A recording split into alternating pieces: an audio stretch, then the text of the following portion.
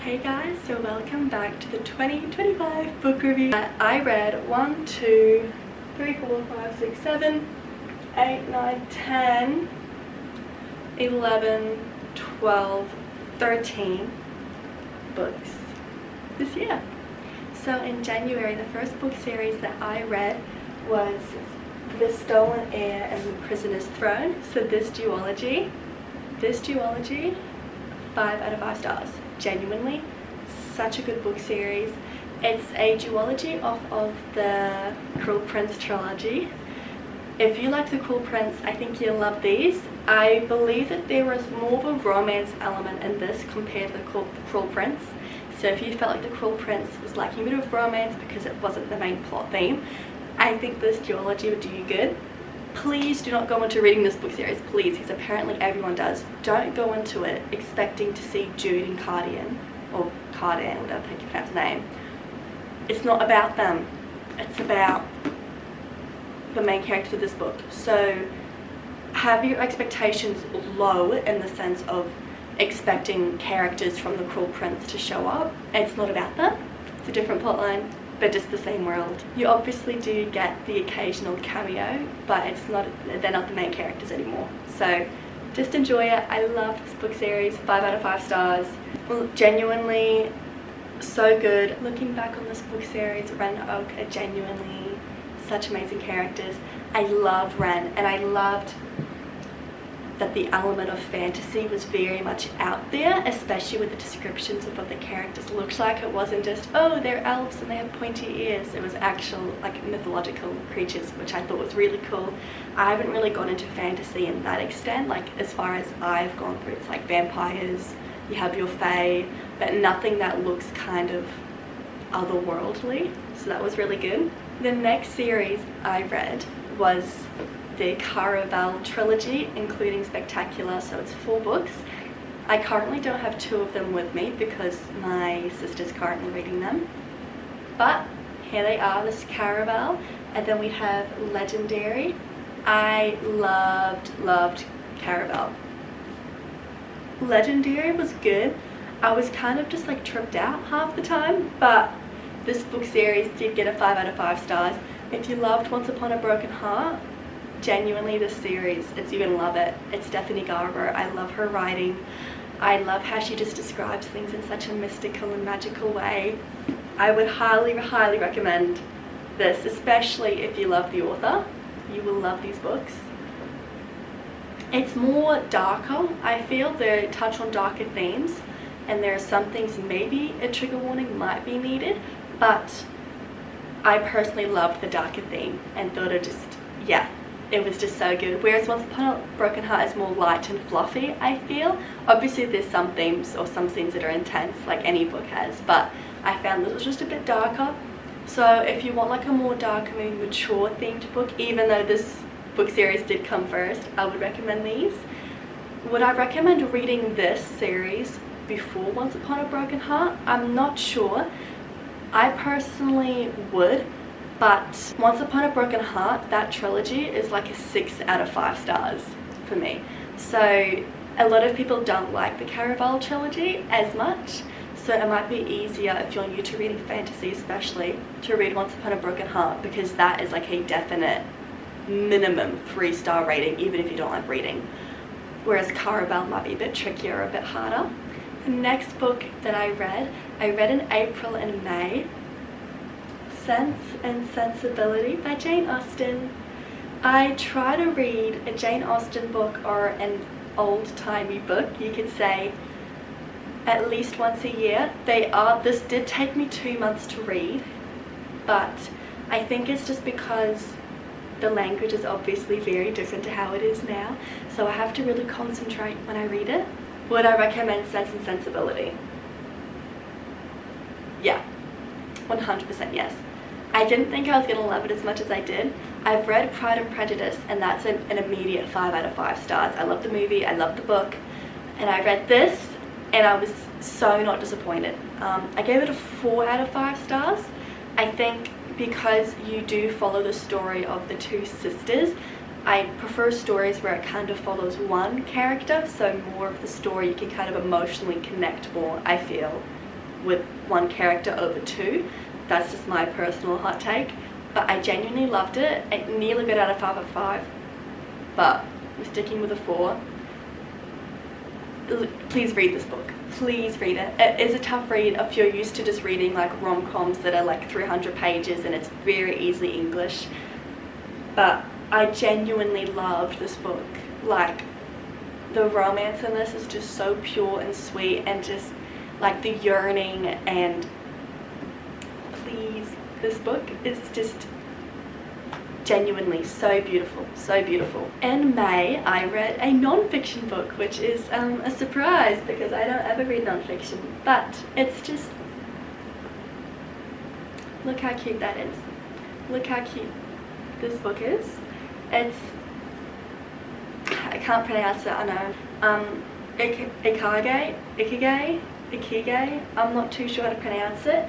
The Japanese Secret to a Long and Happy Life. Such a great book. I really enjoyed it.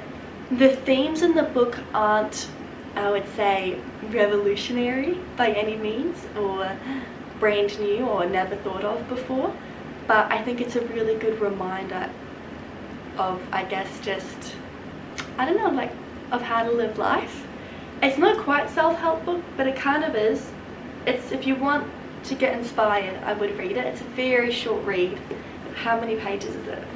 It's under 200 pages, so it's not a big read, but I really loved it. I was sold on the cover. I always judge a book by its cover. I know, shocker, but it was just so beautiful. I loved this book. Don't read it if you're expecting something big and like philosophical. You're not going to get that from this book. But if you want an easy, light-hearted, non-fiction, inspirational, kind of self-help book-ish, this is the book. And now I really want to go to Japan, specifically Okinawa, because that's what they mention a lot and bring everything back into. So I'm really inspired to do that now. I would give this book a 5 out of 5 stars. I didn't really have any complaints with it, so it was a good, quick read. The next book I read was Wings of Starlight by Alison Saft. It's in the Tinkerbell world, fairies, you know that's my jam. The most beautiful hardcover book that I don't have it with me. I think I gave it to a friend to read, I don't remember who. But such a beautiful book. I gave it a 4 out of 5 stars. I couldn't quite give it a 5, but because I've watched the Tinkerbell movies and it was more like a prequel, you could say, I already knew what the ending was going to be, and it was going to be obviously sad and devastating. But it was such a beautiful story. Even just like the way that they described things like the pixie dust and just the whimsical way of just how everything was. I loved it, just the details of all the fairy-esque kind of things. I would definitely recommend. It was a very quick read. I think I read it in 2 days, but you could easily read it in 1. Very fast-paced storyline, at least I found personally. I think the beginning, now that I'm remembering, I think the beginning might have been a bit slow, but other than that, I loved it. I would highly recommend. Brings me on to the next book. I read this book actually on the plane when I was going to Sydney when I came back, so I finished it in under 4 hours, because it was 4 hours in total, 2 hours flying there, 2 hours flying back home. It is The Alchemist by Paulo. This book is very famous. It's very well read by everyone, I believe. Very short book, as you can see, but a very good moral life learning lesson kind of book. I loved the themes in it. I didn't really get bored when I was reading it. I really enjoyed it. I really loved it. I felt really inspired too after reading this book as well. I think I read a lot of books that kind of just inspired me. I kind of felt like I could just take on the world. This, I don't know what,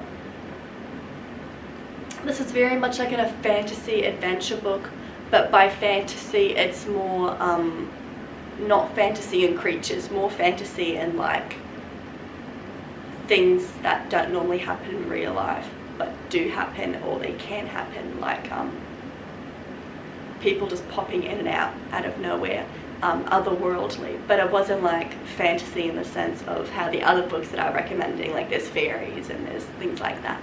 But I really loved this book. I gave this book 4 out of 5 stars. I just really loved it. I can't think of any complaints now that I'm thinking about it, but I did read this like 7 months ago. so that's probably why. Now the next book that I read was for my book club that I had started up, and our first book for book club was Just for the Summer by Abby Jimenez, or Jimenez. If you want a good rom-com for the summer, this is it. Please read it. I believe I gave this book 4 out of 5 stars. If you don't like reading things with spice, there was one scene, but it was like a paragraph or two. Very easy skip. I personally don't like purchasing books that do have that kind of content in it, just for myself as a Christian. So most of the books that I buy don't typically have those, but I will always let you know if there's a book that does have it. This book did. But the energy of this book, such a fast-paced read. I was not slowed or bored, or it was just like the recipe to a perfect rom-com. Lots of really silly things happen in this book, but like that would never happen in real life. But like you could just kind of move on and go with the flow, and when you read it, don't take it seriously. It's a rom-com. Like some of the scenes is like, yeah, there's no way that could happen in real life, but it was the right amount of kind of cheesy and corny without it being too much where it was unbearable. They had a really good amount of touching on serious themes, especially with the main character's mother. Those scenes were intense. Like I'm pretty sure I cried reading this book. So there was a very good balance between the sweet giggly parts and then also and not being sweet and giggly. There are a lot of, I feel like, dark themes. I believe the start of the book does have a trigger warning. Yeah, it says, "Dear reader, while my books are all rom-coms, some themes in the story may be triggering for some readers." It says, "This book has scenes containing panic attacks, anxiety, PTSD, depression, depictions of undiagnosed mental health issues, a toxic mother, and past child neglect." So those are your trigger warnings for this book. I'm very thankful for that trigger warning. I didn't really get it because I'm like, it's a rom-com. Then I read it, then you go, oh. The main character's mom is literally insane. #1 rage baiter. Whenever she came on the scene in this book, I actually like wanted to like throw the book across the wall because she was just, the author did an amazing job writing such a horrible, multifaceted character that you actually still somehow felt bad for at the end of the day. I loved, like, Justin in this book is like your book boyfriend, like the top tier for rom-coms that I've read. Genuinely, I was like, there's no really big red flags. I love the trope. I don't know if it's like a spoiler, the trope of him looking after kids. They're not his kids, like his little siblings, like looking after his younger siblings and being like the older sibling. I love seeing that like nurturing element, especially in men, like so cute. And there's plenty of scenes where like one of them's sick and they're looking after the other. So if you love a good trope where someone has to nurse someone back to health, there's some good scenes through that in here. Such a good book. Main character infuriated me sometimes, but then I think it's just because I found her a little too relatable for me personally, and I was like, oh, so you're literally me. So I was like kind of slapped in the face with reality sometimes. But other than that, I really love this book. This book got 4 out of 5 stars. I would recommend. I want to read more of her books. That's how much I enjoyed it. I think she's just a brilliant author. The way that she wrote all the themes in this book was just so well done. The next books that we read for book club was a duology. We have Dance of Thieves by Mary E. Pearson. Now this book series, I think I would have ate it up if I was in middle school or in high school. Unfortunately, I have read a lot of books, specifically in the fantasy romance area, so my standards, I believe now, I guess I'm a book snob, and they've been raised a bit higher because I've heard such good things, and I was reading reviews on Goodreads and everyone was like, oh my gosh, this book holds a special place in my heart, it's so great. I didn't get that wow factor from it. Dance of Thieves, I think the plot line, in essence, we're following the main character, Cassie. She is like a soldier of the queen of a kingdom, and then she has to kind of go into this other land and find this dude. But it's kind of another kingdom, but not quite a kingdom. The first 6 chapters of this were the most boring things I've ever read. Not to diss on the author, but I think that's just how fantasy series works. You're genuinely always confused at the start, but it was a bit of a drag, especially the first 4 chapters. That was really hard. But then I read the rest in one day, so clearly it wasn't that much of a drag. I loved the plot line, I loved the idea and the storytelling. I was reading it and I felt like it was very middle school, like very young adult, and I'm 19, so I am young adult. It's teenagers. I thought that this book would still be relevant, like could cater, like relate to me. I really struggled because the writing was really easy to understand, which isn't a bad thing. You should be able to read someone's writing and not feel like it's just very dense and heavy and just not easy to read through. But this was too easy after those first 4 chapters, where I kind of felt like I was like, oh, like I'm not really learning any new words or being challenged by anything. Good form of escapism, 100%. I love escapism in a book. I'm not necessarily reading a book to learn something or learn a new word or make it like my English lesson of the day. I did enjoy it. I gave this book 3 out of 5 stars. I think if I was in middle school and say it was the first ever fantasy series I've ever read and I've had no prior experience, to be fair, like one of the first fantasy series I ever read was Throne of Glass, and it was a very hefty one, so my standards are kind of a lot higher.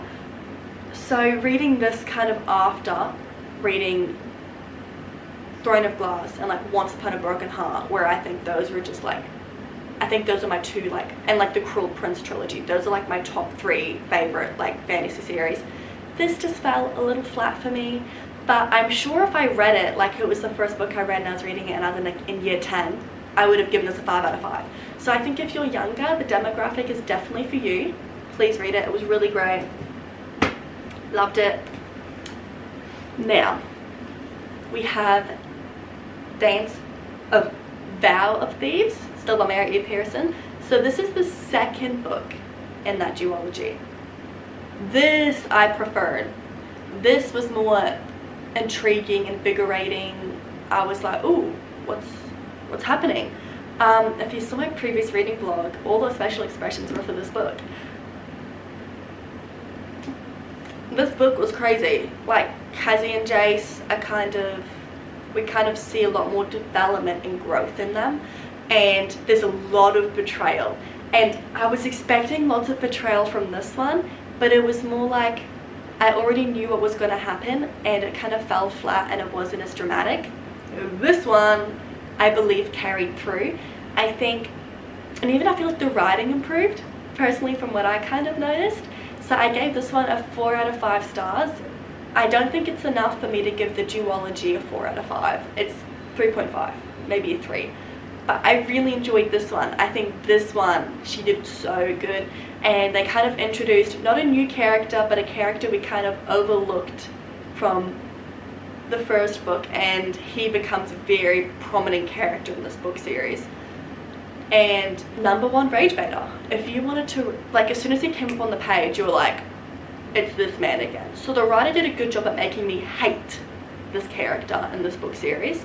And just lots of gut-wrenching moments. Like, I'm just thinking of like particular scenes with Cassie and the family, and I was like, insane. 4 out of 5. So those are the books that I read last year in 2025. Hope you enjoyed this book review. I don't think I had any bad books this year, in the sense that none of them were under 3 stars, so that's genuinely impressive. I really hope you enjoyed. If there was one book I could recommend you to read, honestly, the duology, so amazing. And there's tons of cute fan art on Pinterest for it as well, which is my favorite thing about reading a series, is going on Pinterest and finding fan art for it, so I can kind of like envision and like go back my memories of the book and reminiscence. But I really hope you enjoyed this book vlog. thanks so much for watching, guys. I hope you read many books this year. I hope that you start off this year well, and yeah, we just upgrade our brains and our minds and read more. God bless you guys.